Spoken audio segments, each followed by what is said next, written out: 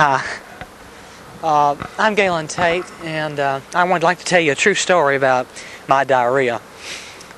One day in 7th grade, I was in school, and I was part of the safety patrol team at Trinity Cathedral School. I got there early and realized that morning I had diarrhea. Well, you know how runny things can be in that type of situation. Please don't shake the camera.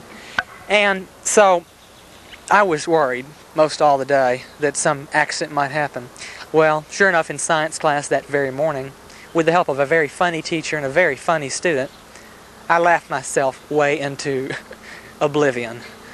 The laughter started after one girl read something very funny in class, and I rose from my seat on a mound of diarrhea.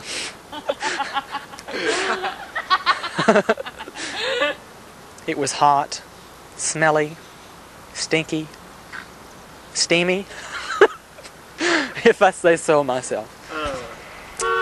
But most of the time, hi, it's Galen. So most of the time, this was very embarrassing for me, so I stayed in the classroom, welded to the seat. And thus welded to the seat, I continued to smelter in my remains into my waste.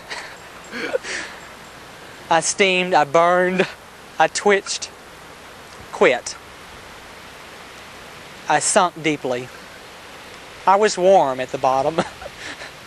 It's called the job, huh? This invoked much poetic charm as I wrote down my feelings that day. But nevertheless, I went to the bathroom after the room had cleared due to the smell and stench. On their way to lunchroom, I was not going to eat lunch, obviously. That ruined my appetite. So I went into the bathroom to see if there was any hope of cleaning up. No way. No way. It was beyond control. Down the legs, in the pockets, everywhere. Right in this area of the pants and down here.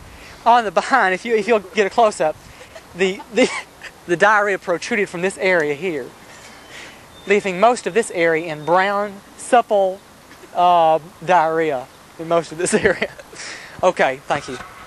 Some of the socks were full as well with the diarrhea. Shoes were cloggy and soggy. Okay, thank you.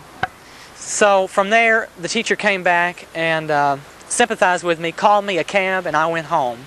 I sat on some newspaper in the student lounge until the cab did arrive, and I made a greasy spot inside the cab due to my extraneous waste protrusions.